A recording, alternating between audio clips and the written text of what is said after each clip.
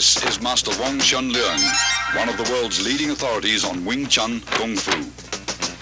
He is also recognized within the Hong Kong martial arts community as being the late Bruce Lee's foremost instructor under the guidance of Grandmaster Yip Man.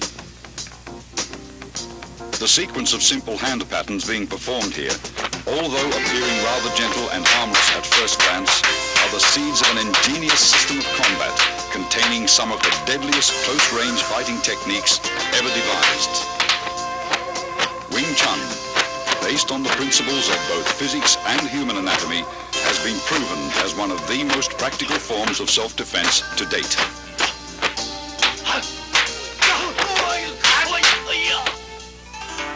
Grandmaster Yip Man was responsible for Wing Chun's world fame.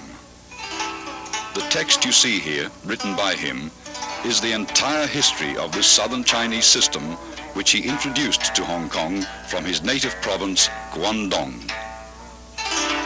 The roots of the art go back to the famed Shaolin Monastery, which for centuries was the hub of Chinese martial arts.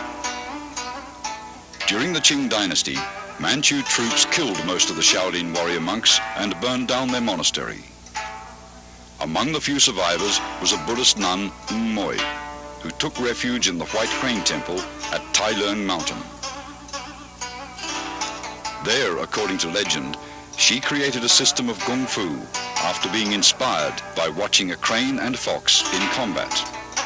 She then taught her deadly art to a woman, Wing Chun, whom the style has been named after. Yip Man, the fifth-generation master who died in 1972, openly propagated what was once a secret style in order to preserve the art from extinction. His disciple, Bruce Lee, credits Wing Chun for being the basis from which his own modern style, Jeet Kune Do, evolved. Wing Chun is a very effective system due to its scientific approach to combat. The style's sophisticated fighting principles are based on both simplicity and the theory of economy of motion or conservation of energy. All the techniques are designed to be structurally faster than other fighting methods, as well as more efficient.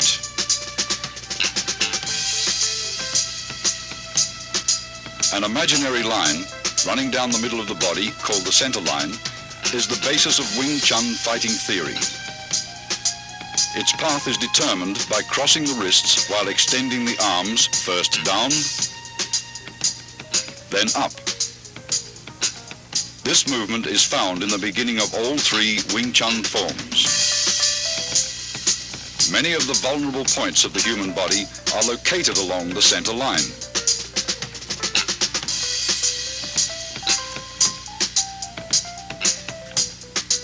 Thus, Wing Chun's offensive theory stresses attacking an opponent's center line.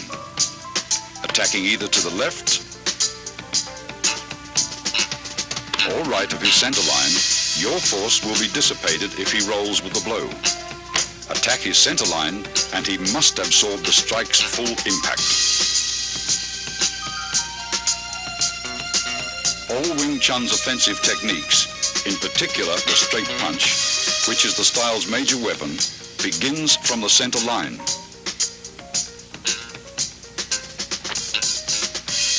Notice your fists travel along the same path which is perpendicular to the center line.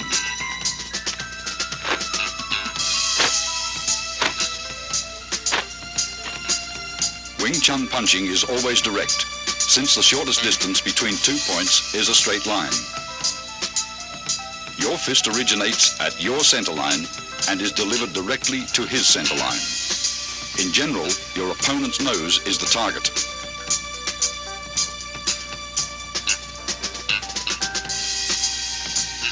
Defensively, Wing Chun stresses the instinctive protection of one's center line through a tight on-guard arm position where the elbow of your lead arm is always a fist distance from the center line.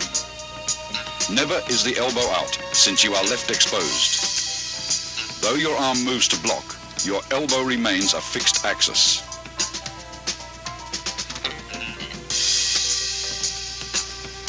Wing Chun employs shifting, allowing the body to revolve on its center line axis. Defensively, shifting helps you roll with punches that may get by your blocks.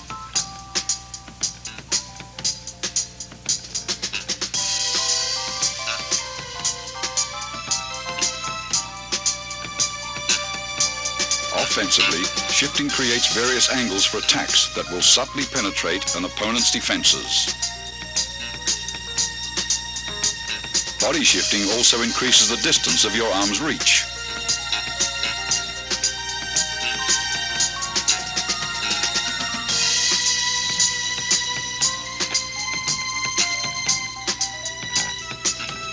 Shifting quickly magnifies punching power, since tremendous force is generated from sudden torque in the waist and hips.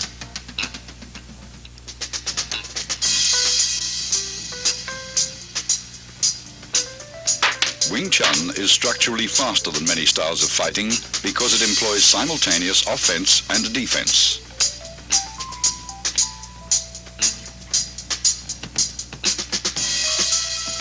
Block and attack should not be separated into two motions. Wing Chun's block and attack is executed in one motion. After striking out, the fist automatically blocks when retracted.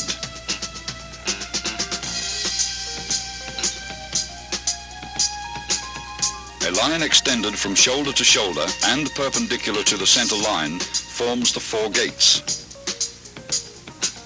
Wing Chun's defensive system trains one to employ various blocks to protect each of the four gates.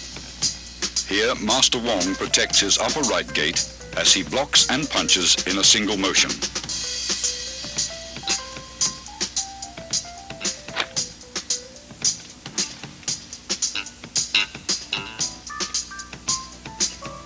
Alternate simultaneous blocks and punches protect both your left and right upper gates.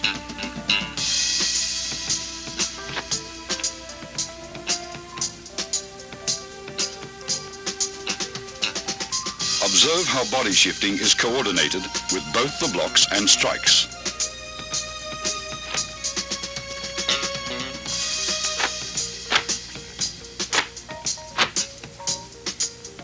Master Wong demonstrates defense of the upper gates against an opponent's multiple punches.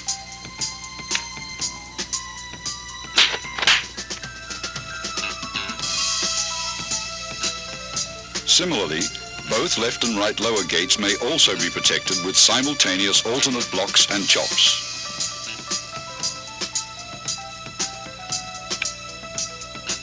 Observe how the arms move in unison.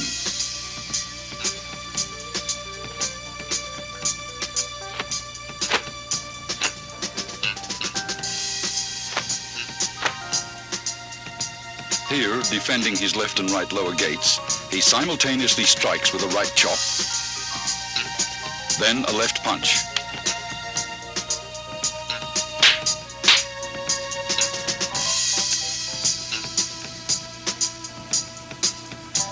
Whenever possible, grab, pin, or immobilize the opponent's arm to gain control and prevent him from attacking.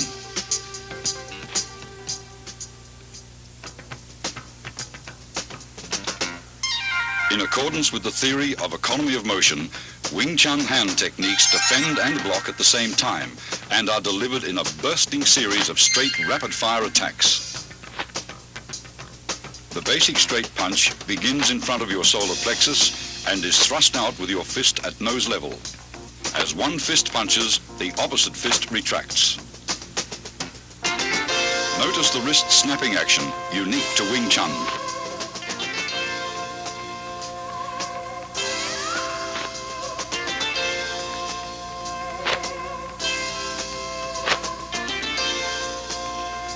This unusual movement permits you to both deflect and punch with the same hand simultaneously.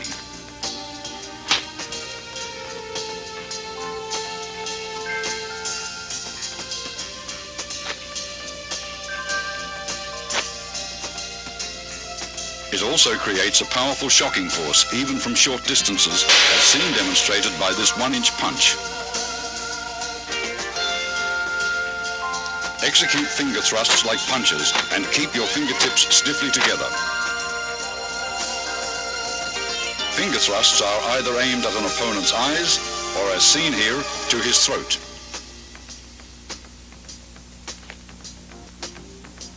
When employing palm thrusts, use the palm heel as a weapon. Palm thrusts directed under an opponent's nose are very effective.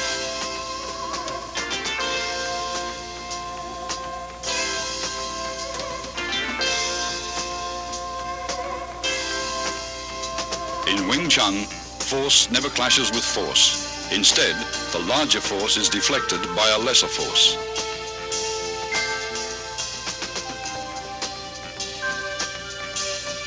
Tan Sao employs the thumb side of your forearm to block.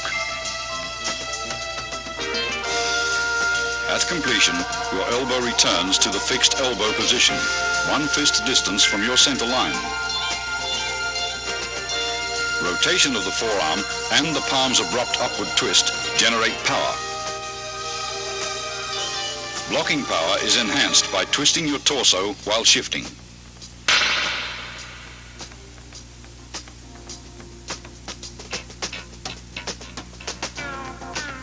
Yun Sao, excellent for training wrist flexibility, is used for changing hand position quickly in combat.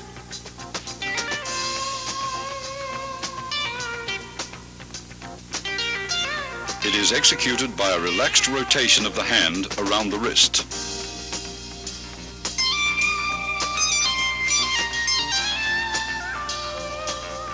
This same hand, used to encircle the opponent's attacking arm, can also be used to attack.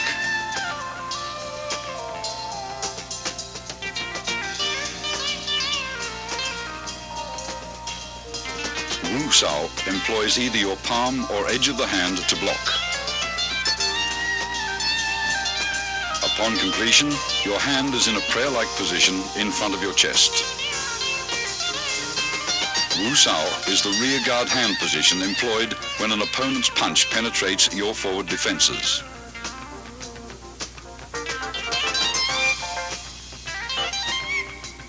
It is employed either to block outward with the hand's edge or inward with the palm.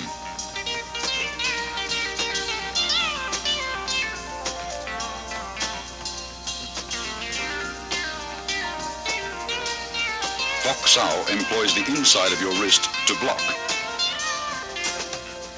At completion, your arm is in the fixed elbow position, 1 fist distance from your center line.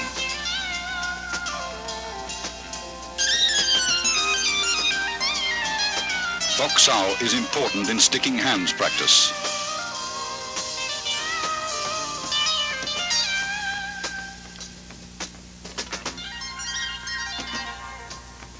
Fok Sao uses the palm heel for deflection by utilizing the wrist's snapping action.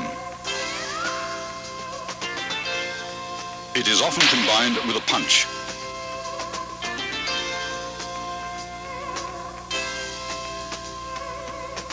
Jum Sao is an oblique downward chopping motion that employs the hand edge or forearm to block. Upon completion, the arm is in the fixed elbow position. The arm motion is slight, since the elbows stay close to the center line. Its effectiveness lies in body shifting.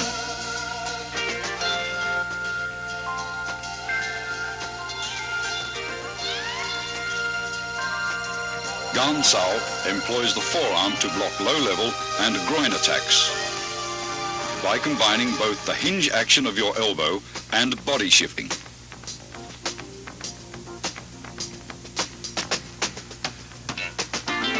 It is usually used to block kicks.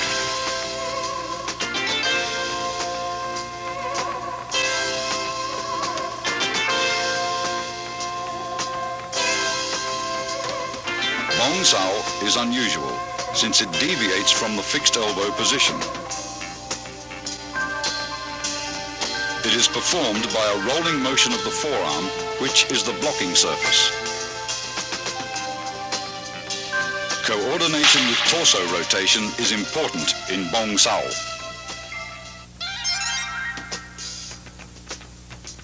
Wing Chun kicks, used for either harassment or closing the fighting gap, always supplement the hands with fast and low direct strikes to the groin, knees or shins. The front heel kick is delivered straight from the ground with a slight snapping action in the knee. Kick direct, but never higher than the midsection. The cross stomp kick uses the sole of the foot to break the opponent's balance, allowing for follow-up hand strikes.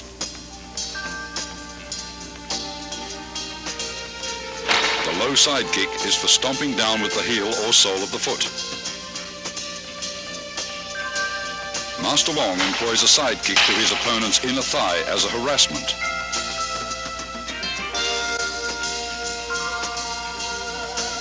This is a cross stomp kick to side kick combination.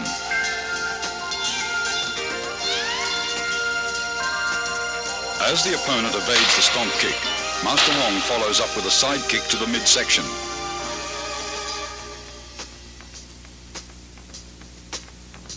This is a front kick and leg trip combination.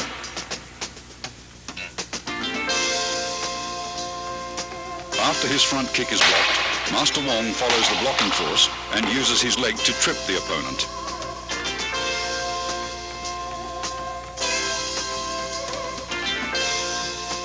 Wing Chun's basic stance is shoulder width or a bit wider. Knees are slightly bent. This natural fighting stance affords both stability and mobility. You should be coiled, ready to burst into an attacking or retreating opponent. Advances and withdrawals are performed by a short shuffling motion of the feet, somewhat like the Western fencing shuffle, where you remain in the same stance throughout.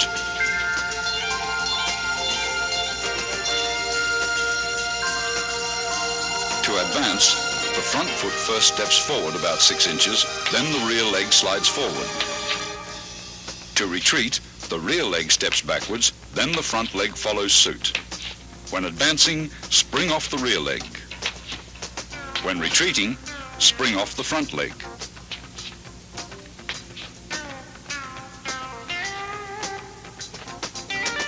Circle stepping differs from the shuffle in that you actually alternate between left and right stances.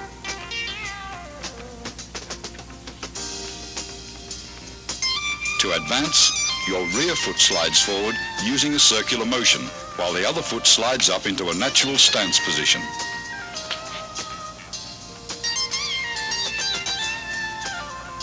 Circle stepping is used for cutting off or pressing an opponent who has great mobility.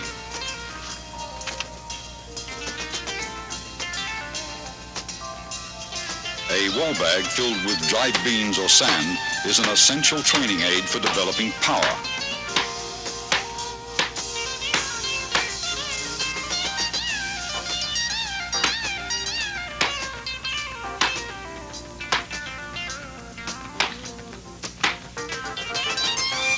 Striking with the fist or palms gives one a feeling of penetration and toughens the skin and bones.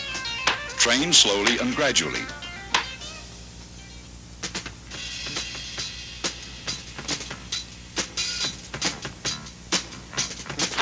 Although most Kung Fu styles retain a considerable number of instructional forms, Wing Chun has only 3. Contained within these 3 forms, however, is the entire scope of the style's theoretical and technical knowledge. The first form, which is being demonstrated here by Master Wong, is called Siu Nim Tao, or the Little Idea form. Most of these movements would seem so simple and lacking in either speed or power that a novice might well wonder what relationship, if at all, they bear to actual combat. Regardless of appearances, Siu Nim Tao is the foundation upon which the entire Wing Chun system was built. It includes most of the basic techniques discussed earlier: stance, shifting, blocks, punches, and finger strikes, as well as all the underlying scientific principles covering the center line, elbow positioning, and the 4 gates. Performed slowly from a stationary stance, it permits the student to learn hand coordination on either side of the body. Before attempting to practice this form, first study carefully and thoroughly the previous section on Wing Chun's basic theories. Total familiarity with these all-important principles will greatly accelerate your learning process. Once you feel you understand all the basic concepts, begin practicing the footwork patterns, blocks, kicks, and strikes, first separately, then in combinations until you can execute them naturally and without any conscious effort. Now you are ready to learn Siu Nim Tao. To perform Siu Nim Tao correctly, you should practice a few movements at a time over and over until you feel comfortable with each motion. Continue on to the next set of movements only when you've absorbed completely the movements of the previous set. After having learned all the movements, and in order to test your ability, try to run through the entire form in unison with Master Wong. If you succeed in accomplishing this without any hesitations or stops, proceed to the following sections on form applications. Remember, when practicing techniques with a partner, be careful not to injure him or her. Always exercise control. Once you've mastered the basic theories, basic techniques, Siu Nim Tao, and its applications, you're ready to advance to the next stage, or Chi Sao.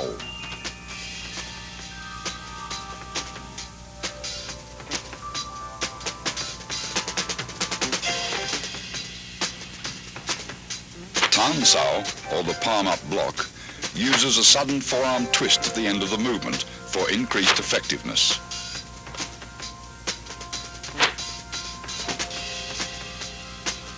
Tan Sao is combined with a simultaneous punch.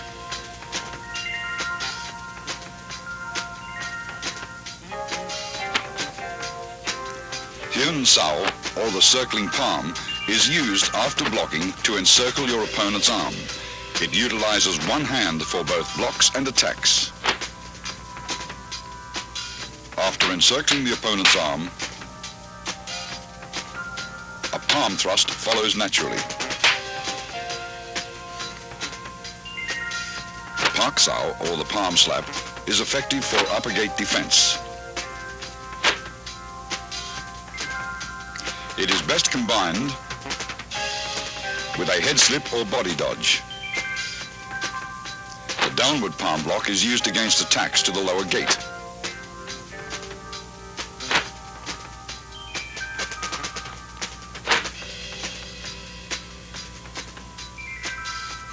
It defends against leg and knee kicks. Here, a variation of the downward palm block is used to break out of an attempted elbow lock.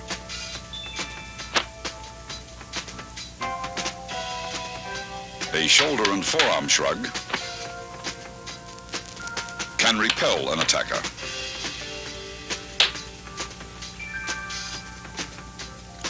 A double rear palm strike is used against attacks from the rear. It is a primary defense against a rear bear hug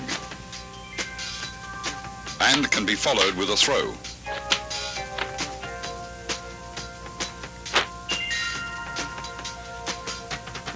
The double knife-edge chop can be adapted for practical application.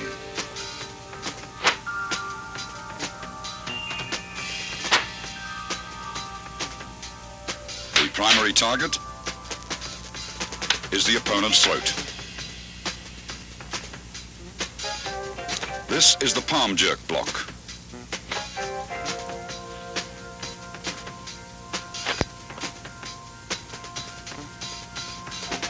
A sudden jerk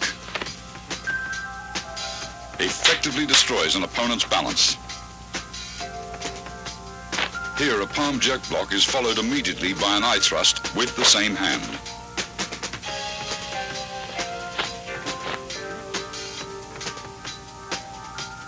The palm jerk pulls the opponent into the strike. A high wrist block to low palm block demonstrates how both blocks and strikes can be done with the same arm. A punch may be immediately transformed into a block, or vice versa, a block may be transformed into a punch. Gan Sao, or the low block, is used for defense of the lower gates and can be combined with an attack.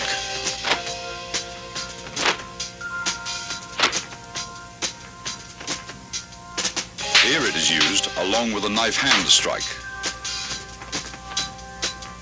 Bong Sao, or the wing arm block, can be followed with a double palm push.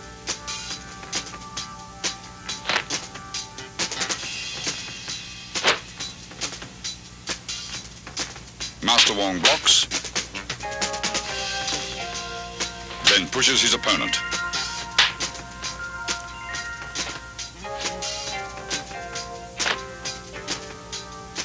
This is a palm jerk in combination with a palm thrust.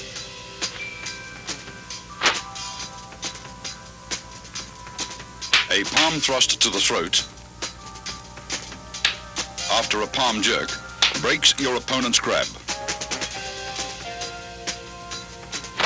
Other than being alternate finger thrusts, these movements have another meaning.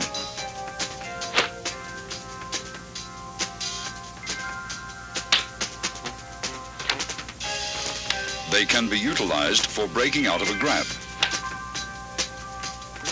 After the break, they may also be used to strike.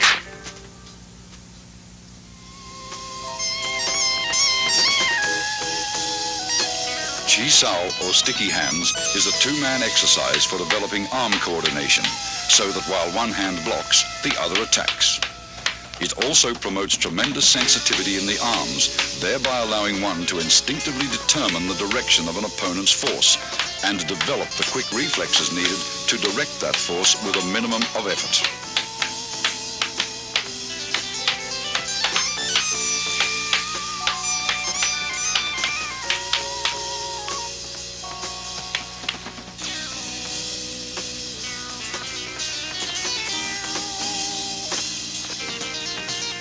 Single arm Chi Sao prepares you for double Chi Sao. Since only one arm is used, you may concentrate on proper arm position and feeling the opponent's flow of force. Tan Sao, a low palm thrust, and Bong Sao comprise the movements executed by partner A.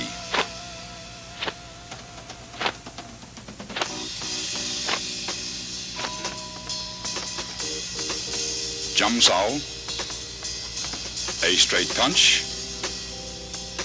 and Fok Sao comprise the movements executed by partner B to match those of partner A.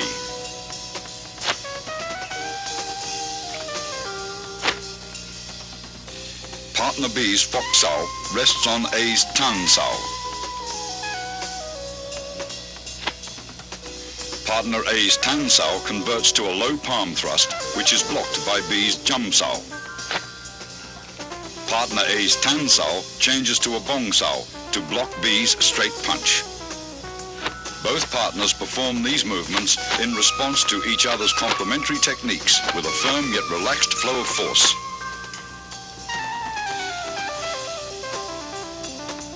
After achieving proficiency with single arm Chi Sao, begin double arm Chi Sao. The first stage is Pun Sao, or rolling hands. Both partners, A and B, perform the same arm movements. The right arm alternates between tan sao and bong sao.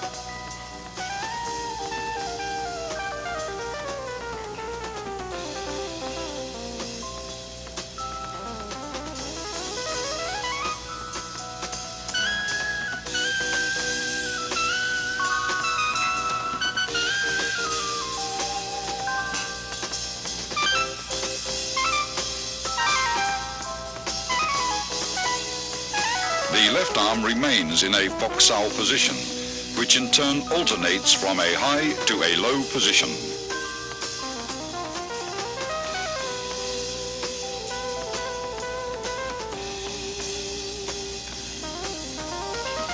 Partner B's left high fox sao rests on A's right bong sao, while A's low fox sao rests on B's right tan sao. Both left arms in fox sao position rest on the other's right arm, which changes from tan sao to bong sao. Both partners roll their arms up and down in unison. Avoid stiffness and rigidity, and never try to use sheer muscle force to overpower your opponent. With practice, the feeling for rapid directional changes in the forces of an opponent's attack or defense will give you a sense for when to yield, resist, defend, or strike. Go sao, or sticky hands fighting practice, the second stage of double chi sao, is a type of regulated sparring where you learn how to employ the techniques taught in the three forms against an opponent. The importance of the centerline theory and the significance of form and function will be realized. If you expose your centerline either by failing to maintain the fixed elbow position or if your blocks deviate too much, the opponent's attacks will penetrate. You will get hit. Go sao hones your fighting techniques so you can react with a different combination of basic blocks and attacks in a free-flow exchange of techniques when the opponent's movements are unpredictable. This liberates you from formal fixed patterns of fighting. You learn to discard all the rules, to adapt and express techniques naturally and spontaneously in the here-now of Go sao practices. Here are some examples. Disengaging is for releasing your arm from an opponent's blocking arm. The pressure from your block enables your opponent to disengage and punch. With proper sensitivity, as he disengages, your arm flows forward to punch him first. This continuous flow of energy through your arms is compared with water.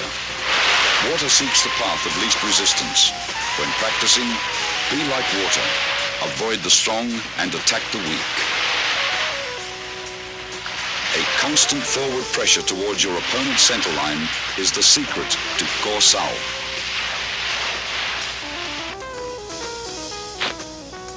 If your opponent's arms deviate too far and expose his centerline, automatically penetrate his defenses like water crashing against rocks.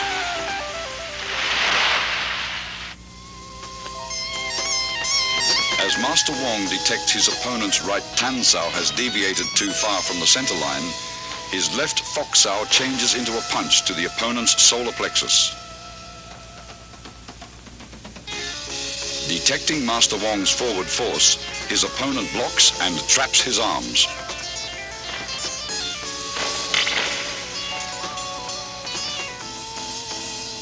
Master Wong's left foot sao crosses over and traps his opponent's left hand as he presses forward with a right palm thrust to the throat. His opponent counters the technique by parrying the right palm attack with a right grab and trapping Master Wong's arms with a bong sao. As his left high foot sao reaches across to grab his opponent's left hand, Master Wong's right tan sao disengages into a punch. When his opponent feels his left arm being grabbed, he performs a left bong sao to Master Wong's punch.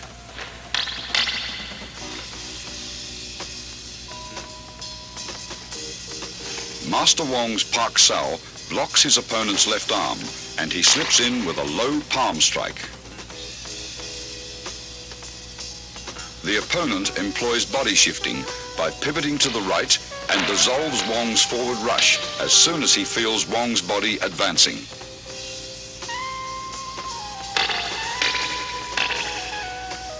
After a series of exchanges, the opponent applies an elbow lock on Wong's right arm.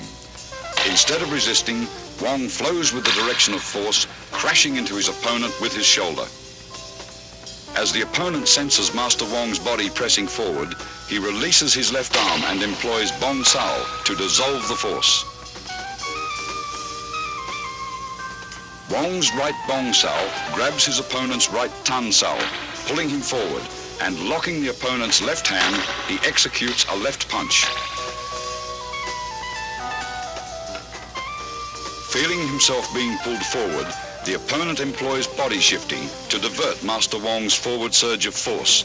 Then, his right Pak Sao pins Wong's left arm.